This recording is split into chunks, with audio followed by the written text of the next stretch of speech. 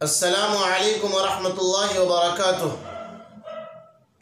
नाज़रीन किराम, TS media के इस प्रोग्राम में आपका खैर मकदम है। आइए नाज़रीन किराम, देश की एक बड़ी और अहम खबर पर डालते हैं एक नज़र। जी हाँ नाज़रीन किराम, राज्यसभा में बीजेपी पर शदीद तनकीद का निशाना करते हुए संजय सिंह ने कहा कि मोदी हुकूमत पूरे मुल्क में नफरत फैलाने का काम कर रही है, देश की जनता को धोखा दिया है, प्याज के नाम पर घोटाला किया है, जिसकी बुनियाद पर प्याज 200 रुपये किलो में भी बिका है। नाज़रीन किराम, संजय सिंह ने शदीद तनकीद का निशाना करते हुए बीजेपी हुकूमत को, मोदी हुकूमत को ये बतला दिया कि तुम्हारी औकात क्या है, तुमने कितना घोटाला किया है, तुमने देश का कितना सौदा किया है, तुमने देश को कहां से कितना लूटा है। ये सारी चीज़ों पर संजय सिंह ने तबसरा करते हुए राज्यसभा में पुरजोर तरीके से बीजेपी को आड़े हाथों लिया है। नाज़रीन किराम, संजय सिंह ने यह भी कहा कि मोदी हुकूमत को शर्म आनी चाहिए। संजय सिंह ने कहा कि चुल्लू भर पानी में डूबकर मर जाना चाहिए। नाज़रीन किराम, संजय सिंह ने यह भी कहा कि हम मुस्लिम महिलाओं को इंसाफ देंगे और इस इंसाफ देने के नाम पर तलाक़ सलासा जैसा बिल पास कराया। आज वही औरतें, वही ख़वातीन, वही माएँ, वही बहनें इंसाफ के लिए शाहीन बाग में पिछले 50 दिनों से बैठी हुई है। मोदी हुकूमत आज तक उनसे ये आकर के नहीं पूछती है कि मेरी माँ, मेरी बहनों, आपका मुतालबा क्या है, आपकी मांग क्या है। इसी तरीके से पूरा देश और मुल्क का कोना कोना, चप्पा चप्पा शाहीन बाग बना हुआ है। हमारी माएँ और बहनें इंसाफ के लिए अपने घरों को छोड़कर सड़कों पर आ चुकी है, लेकिन ये मोदी हुकूमत इनसे बात करने को तैयार नहीं है। नाज़रीन किराम, आप संजय सिंह की इस वीडियो को मुकम्मल देखें और आपको मालूम होगा कि किस तरीके से संजय सिंह ने मोदी हुकूमत को आड़े हाथों लिया है। नाज़रीन किराम, मैं आपको संजय सिंह की इस वीडियो पर छोड़कर जाता हूं। तब तक के लिए मुझे दीजिए इजाज़त। फिर मैं आइंदा किसी नई खबर के साथ आता हूं। वस्सलामु अलैकुम वरहमतुल्लाहि वबरकातुहू। एक यहाँ पे ढोंगी बाबा आ गए। ढोंगी बाबा कह रहे हैं अरविंद केजरीवाल के तार पाकिस्तान से जुड़े हुए हैं। ये आप बोलेंगे एक निर्वाचित मुख्यमंत्री के बारे में? अरविंद केजरीवाल के तार पाकिस्तान से जुड़े हुए हैं। अगर अरविंद केजरीवाल के तार पाकिस्तान से जुड़े हैं तो ढोंगी बाबा को गिरफ्तार करो और उनसे पूछताछ करो, कहां के तार जुड़े हैं, कैसी जानकारी उसके पास है, यह पूछना चाहिए। आप दिल्ली का माहौल बिगाड़ रहे हैं, देश की राजधानी को आप बर्बादी के कगार पे पहुंचा रहे हैं।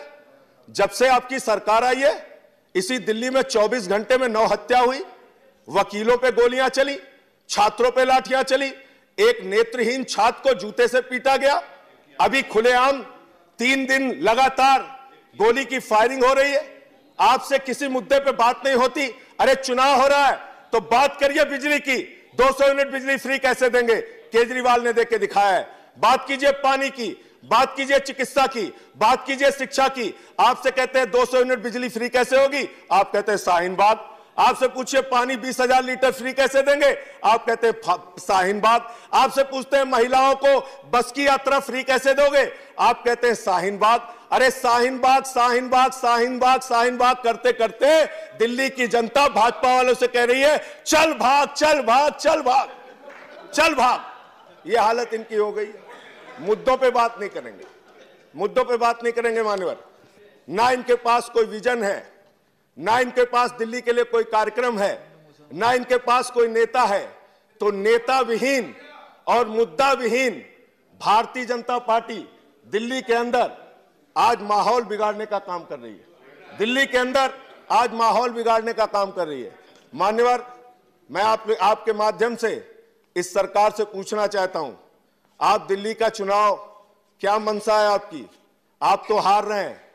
आपके एक नेता ने कहा, आप लोग दिल्ली के चुनाव में कह रहे हैं हिंदुस्तान पाकिस्तान का मैच हो रहा है। बताइए, लोकतंत्र में दो पार्टियां चुनाव लड़ रही, हिंदुस्तान पाकिस्तान का मैच हो रहा। ऐसी भाषा कहते हुए आपको शर्म नहीं आती? देश के चुनाव को आप हिंदुस्तान पाकिस्तान बना रहे हैं। अपने ही देश में अपनी ही पार्टी, अपने ही देश की राजनीतिक पार्टियों को आप पाकिस्तान कह के संबोधित कर रहे हैं। मैं आज इस सदन में कह रहा हूं, 11 तारीख को परिणाम आएगा तो हिंदुस्तान तो जीतेगा, लेकिन क्या जो लोग हारेंगे वो अपने आप को पाकिस्तान मानने को तैयार है क्या? अपने आप को पाकिस्तान मानेंगे क्या? मैं मान्यवर, आज इस सरकार ने बड़े बड़े दावे किए हैं। हालत क्या बना दी देश की? अगर आप देश की आर्थिक मंदी की बात करें, अभी बजट आया, नया बजट, और बजट आने के बाद यह सरकार बड़ी बड़ी बात कर रही थी इस नए बजट में। जिस दिन बजट आया, बजट आने के दूसरे दिन 4 लाख करोड़ रुपए निवेशकों का शेयर बाजार में डूब गया। यह है आपके बजट की हकीकत। यह है आपके बजट की हकीकत। यह आपकी बजट की हकीकत। देश की जीडीपी 4.5% पहुंच गई। देश में बेरोजगारी 45 वर्षों में सबसे ज्यादा हो गई। काला धन लाने की बात आपने कही थी, 15 लाख देने की बात आपने कही थी। आपने देश की जनता को गुमराह किया, आपने देश की जनता को भ्रमित करने का काम किया। न काला धन आया, न 15 लाख मिला। महंगाई का आलम यह है, 32,000 टन प्याज सड़ गई, किसी को पता नहीं चला। कह रहे 32,000 टन प्याज सड़ गई।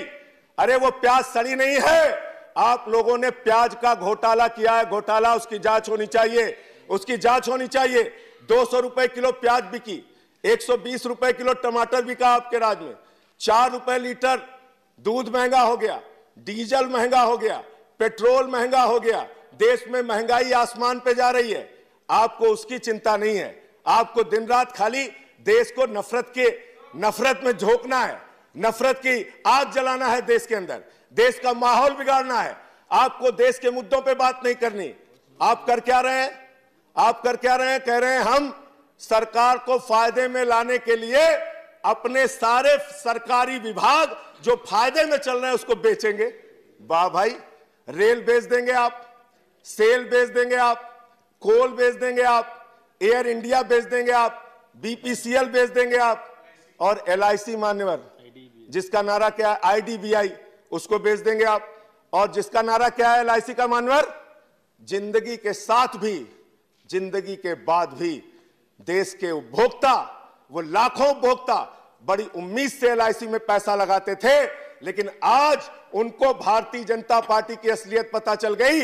ना आप जिंदगी के साथ हो, ना जिंदगी के बाद हो। आपने अपना चेहरा देश के सामने बेनकाब करने का काम किया है। और आप देशभक्ति की बात करते हैं, देश गांधी के विचारों की भी चर्चा हुई है मान्यवर, वो कह के खत्म करूंगा।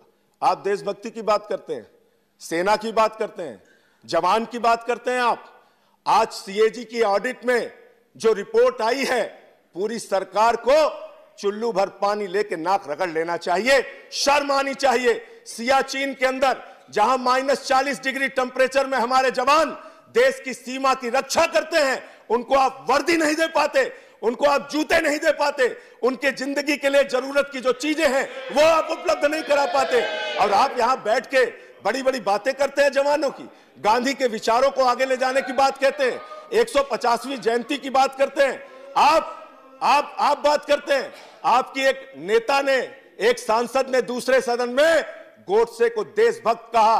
गांधी के हत्यारे को देशभक्त कहने वाले लोग धर्मनिरपेक्ष नहीं हो सकते।